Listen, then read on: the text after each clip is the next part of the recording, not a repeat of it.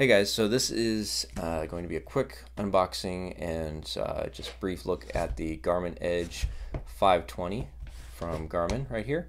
This is their newest cycling computer that they just came out with, and you can see that one of the added features that this one has is the Strava Live Segments, and on the back you can see what you get is a live readout of the segment as it comes up. While you're on it, you can compare your time to the leader's time, and you can also see how far behind or ahead you are of that leader. So that's a great feature to have. So let's go ahead and start opening this one up. Box is pretty small. This is the one that didn't come with the sensors, which would have been $3.99. This one was only $2.99 for just the computer itself. So open it up. Here we have our manuals, and this manual is not really that great. I see 1, 2, 3, 4 pages, and all it really goes on about is how to mount the computer to your bike for one whole page, basic menu operations for that, and then how to attach and transfer device information or connect your sensors, which isn't really useful because we don't have any sensors for this setup. So this manual is not really that great, and I don't think I'll be using it at all, so we'll just set that over there. And this is the computer itself right here. As you can see, it's pretty small. It does have buttons on the left side for up and down and for power, and then on the front side you can see there's a start, stop, and pause button on here, and then there's also a lap button on the left hand side, and then the right hand side has a button for enter or select, and then also a back button. So that's pretty basic. And then what else do we get in here? We also have the out front mount from Garmin, which is great to have because it lets you mount the bike on, or mount the computer on the forward part of the handlebars instead of actually on the handlebars. That's something that the 500 series did not come with, and it would have been an extra add-on, but it comes with this computer in this kit. So here we have a USB cable for connecting it to your computer to charge. We also get an Allen wrench, which is, I assume, for, yes, this is for the actual mount that's going to be going on the bike, so that's nice that they provide that tool for you. And then also a leash in case you want to attach that to it while it's on your bike, in case you, I don't know if you're really concerned that it's going to fly off while you ride. And then it also has the adapters for the handlebars for the up front mount. So there's 2 different sizes. And then we also have 2 mounts for mounting it on top of the bike handlebars in case you don't want to use the out front mount. So that does come in the kit as well. So that's kind of nice to have. So let's go ahead and take a look at the actual computer and the mount that it comes with. So it's just your standard out front mount, Garmin logo on it.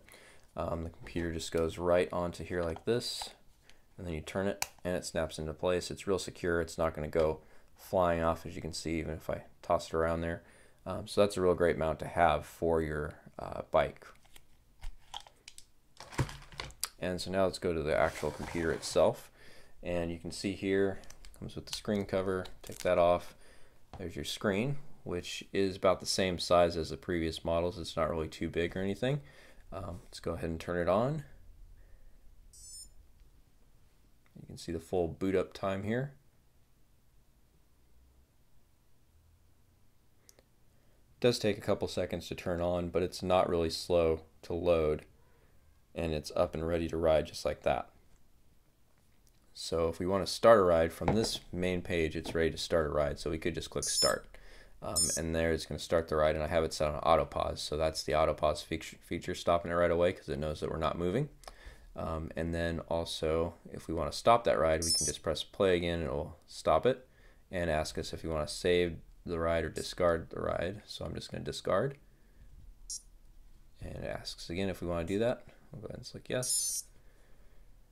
Alright, and now we're back to the main menu. So it does have full GPS connectivity right now, even though we're inside, which is great for sensing that, because it can get it in a few seconds, just even being inside a building. So then you go to your options button by pushing down, and you can select the history, training, stats, settings. If you go to look at history, we have the rides that we've done previously. So I did one previous ride on here.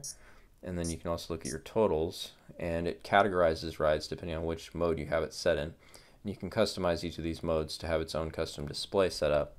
So when you're in the actual ride, it will have a certain layout. And that's under your activity profiles here. So if you go to one I have set up here for ride, which I made, and it's going to have the data screen set up like this, and you can select which one you want to use. So I'm using screen 1 right here as my main screen, and the layout is speed, distance, average speed, and then also time of day and calories. So I have that all set up on the one main screen when I'm riding that I use.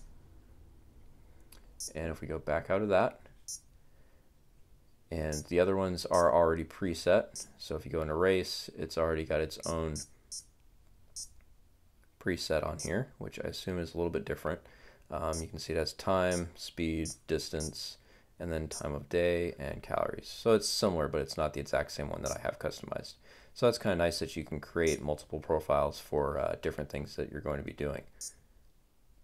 And then it also has the Bluetooth sensor for connecting to your phone, which is nice because you can connect it to your phone and then have a live display of any messages that come in while you're riding. So if you're on your riding screen, the messages will pop up right here at the bottom, and it'll say who it's from, and then you'll get a preview of what the text message says.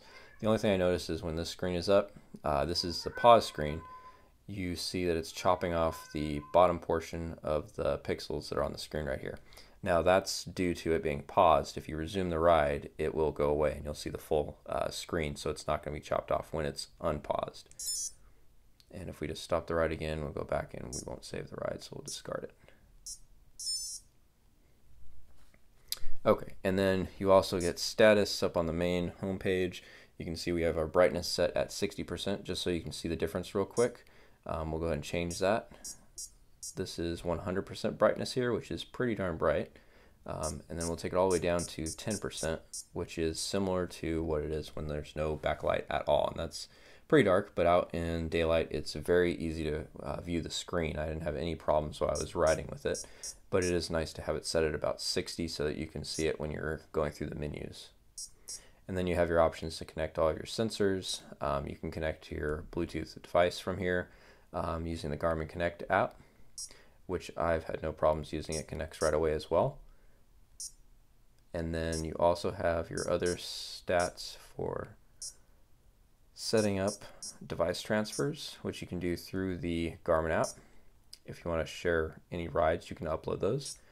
And then in our system, we have the display options, data recording, units, tones on or off. I like to keep them on, language, and then you can do a full device reset from in here. And you can see that I'm using the latest software version, which is 3.0. And so that's pretty much the basic overview for the Garmin Edge 520. As you can see, I've done one ride with it so far without using any segments.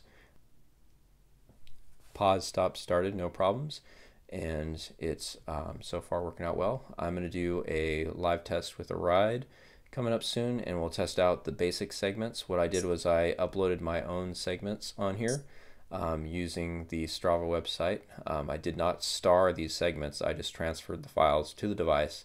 So we'll be able to see if those work out properly. And then we'll also do a second test with the Strava segments in live mode, so we can see if the starred ones actually come up during our ride there. And if that works out, it'll be a really good device. But make sure you subscribe, and we'll get that posted as soon as possible. Thanks for watching.